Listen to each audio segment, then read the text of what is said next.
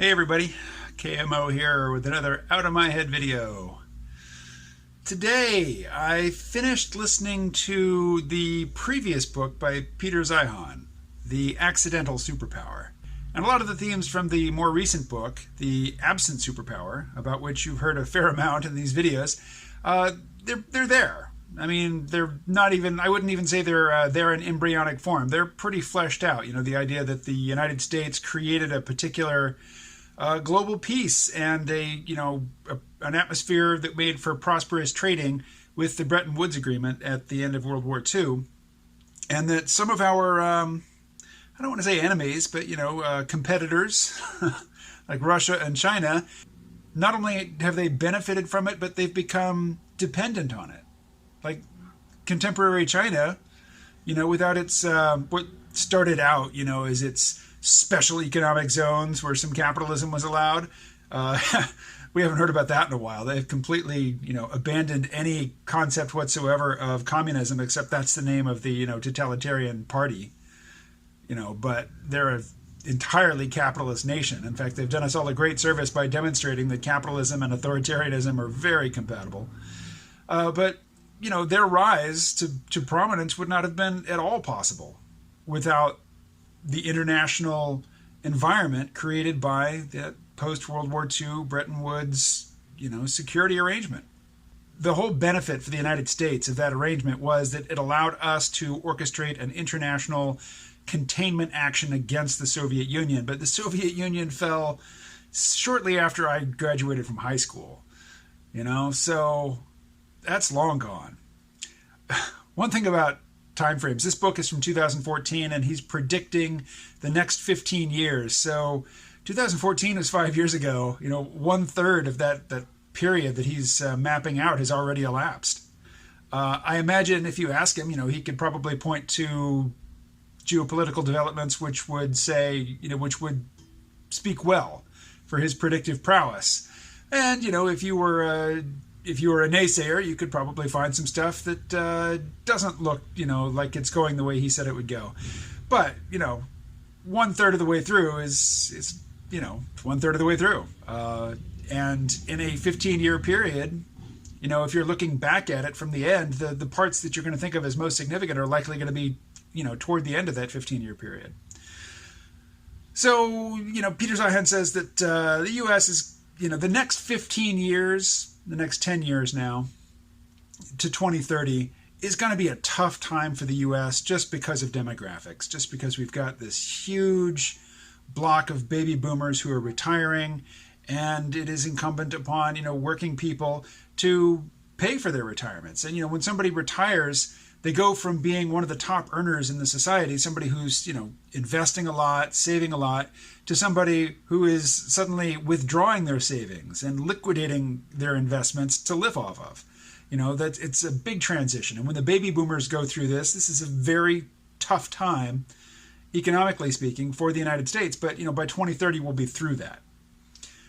He mentions at the end of the book that, if you think that he's wrong, he's not describing the far future here. Unless, you're pretty old already, you're going to live to see this period that he's talking about. He says, if you think I'm wrong, come see me in 2040.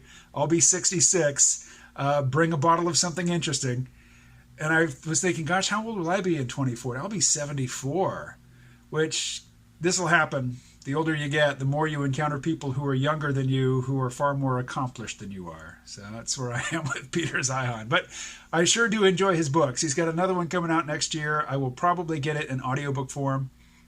The Accidental Superpower, this is the 2014 book, he narrated it himself, which I enjoyed because he's got a fun personality, which I got to know watching some of his talks. So I was really glad that he was the narrator, because in the later book, The Absent Superpower, there's a professional narrator, professional audiobook voice. And it's not as fun, but at the same time, a professional voice actor basically knows how to take care of their voice. They know how to breathe. They know how to, breathe diaphragmatically and support their larynx. And, somebody who hasn't been trained to do that, they can really damage themselves by trying to do, something like an audiobook. And I could tell, there were periods where his voice was cracking, and they list audio engineers and directors and such at the end. So he wasn't just sitting alone in a room with a microphone. There was somebody observing, paying attention, saying, hey, why don't you give that one another read? And clearly there were periods where his voice was just so strained that a take just had to be what it was. That they couldn't really go and redo it.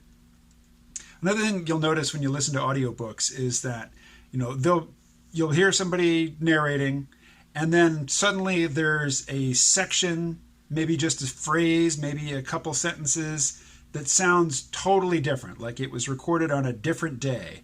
The vocal quality is just very, very different, even though it's clearly the same person. And I noticed there was a lot of that in this book. So I can understand, I've done a lot of this, on microphone work, and I know it is work. I can understand why, with the success of the first book, that they get a professional to do the audiobook for the second one. But I really did enjoy listening to him. That's a much longer digression into that esoteric topic than I intended. What I've been trying to get around to was this. It seems like outside the United States, pretty much every country in the world that is financially well developed, and even some that aren't, forgot how to have kids in 1965. The U.S. is fairly unique in the world in that we have this big millennial generation, because in other countries the millennial generation is quite small. In the United States, it's our biggest generation, and it's only going to get bigger relative to the others as the baby boomers die off. Something that Peter Zeihan, he comes back to repeatedly in the book is, it takes 20 years and 9 months to make a 20-year-old worker. And so, he talked about the one-child policy in China and how it had, immediate benefits for the Chinese, but, the bill is coming due, and it's coming due hard. And, when you hit a demographic period where you've got a whole lot of old people who are not economically productive and require a lot of care and are liquidating their savings and their investments. And you've got, a small group of young workers who tend to be the economic engines in a consumer-driven society. Young people consume more than old people. It's a society really depends on having that big, robust demographic of young workers, people just starting out in their careers.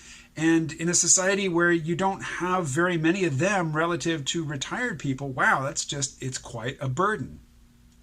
And one thing that Peter Zeihan pointed out, other than, hey, you get the benefits up front when you stop having kids, but when the bill comes due, it's a tough one to pay. He mentions that, in agricultural societies, children are free labor. But when you mechanize and industrialize and urbanize, suddenly children become status symbols. They're very expensive.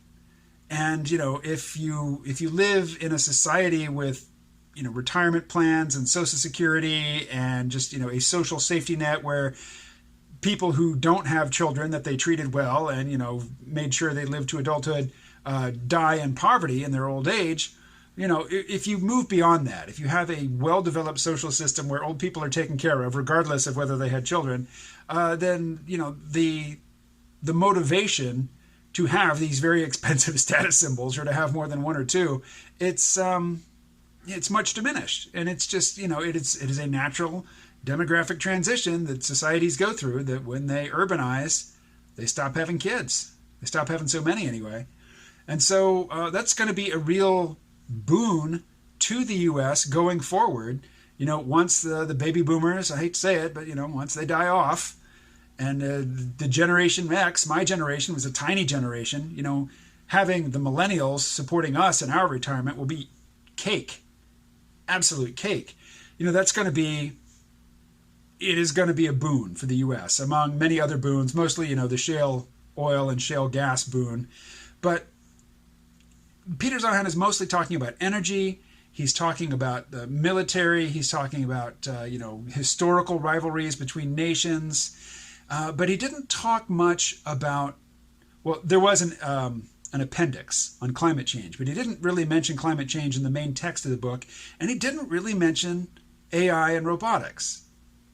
And in a society like Japan, for instance, I mean, Japan is already there in terms of a very gray society. You know, a lot of old people, very few young people, and very, very few young people having babies. Japan is really, you know, they're sinking their hopes into robotics because they don't like foreigners. They don't want dirty foreigners coming in and polluting the gene pool. They want to stay Japanese. So they want robots to take care of their old people and to do the work that, you know, young people used to do. Are they going to get there? I don't know. Robots are, they're right now, they're brittle. They're not very adaptable, you know, particularly in the real world. You know, they do pretty well in controlled environments where everything is accounted for. But when things get chaotic and weird and fuzzy, like they do in the world, you need a genuine intelligence to be able to assess the situation. You know, not a pseudo-intelligence, not a simulacrum of intelligence. Well, robotics is lagging behind AI because of deep learning and, you know, training on massive data sets. AI has taken a big jump in the last decade. Robotics is still plugging along, you know, at its old pace. One of the most impressive robots right now is still Asimo. And Asimo is how old? Like 15, 20 years old? And the parkour robots, you know, from Boston Dynamics are impressive in their very, very, very narrow domain, but they're still in a controlled environment. You know, the DARPA Grand Robotics Challenge. DARPA is Defense Advanced Research Project Agency. You know, it developed the internet. It basically is charged with preventing the U.S. from being surpassed technologically, particularly in military technology, by any other country. And they have a grand challenge for makers of robots. And, you know, the winning team each year gets a big cash prize and government contracts and whatnot. And the task for the DARPA Grand Robotic Challenge is to have a robot that arrives on a test site in a car, gets out of the car by itself, climbs a set of stairs to a door, opens the door, walks into a room, walks across the room, or, you know, traverses the room, doesn't have to walk, and then turns a circular valve, you know, valve control to open or close a valve. Any, you know, normal, able-bodied human being can do this. It is trivial. And yet, the winning robot in these things, you know, it takes them half an hour to get out of a car, walk up a flight of stairs, open the door, walk across a room, turn a valve. You could do it in a minute. No sweat. Not even worried about, you know, the time. Robots right now take half an hour, and a lot of them fail comically. You know, in the getting out of the car stage or walking up the stairs stage, they fail comically, or they just fall over. So robots, they're not there yet. But one thing he does mention is one of the challenges for medicine going forward is not going to be to just help old people live longer. I mean, if they're not working anymore, if they're retired and medicine is extending their lives, that is actually a burden on society. The challenge is going to be, the medical challenge is going to be to keep older people productive.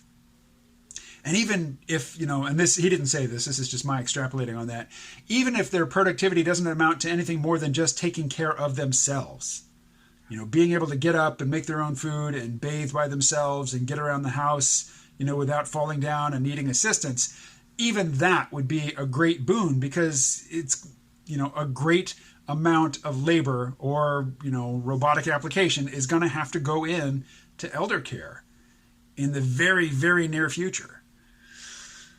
And it's not a great job. Don't take heart. Don't think, oh, it's great, it's going to create all these job opportunities. Man, home health aides, the work is hard.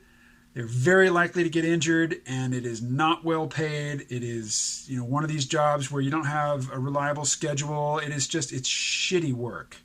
It is not, it is the sort of thing that you want to automate as soon as you possibly can, because it's crappy work. And, you know, the people who end up doing it, it wasn't their dream. You know? Wow. I'm really going on and on. I thought this would be a quick one. All right. All right, I'm going to wrap it up there. I will talk to you again tomorrow. Stay well.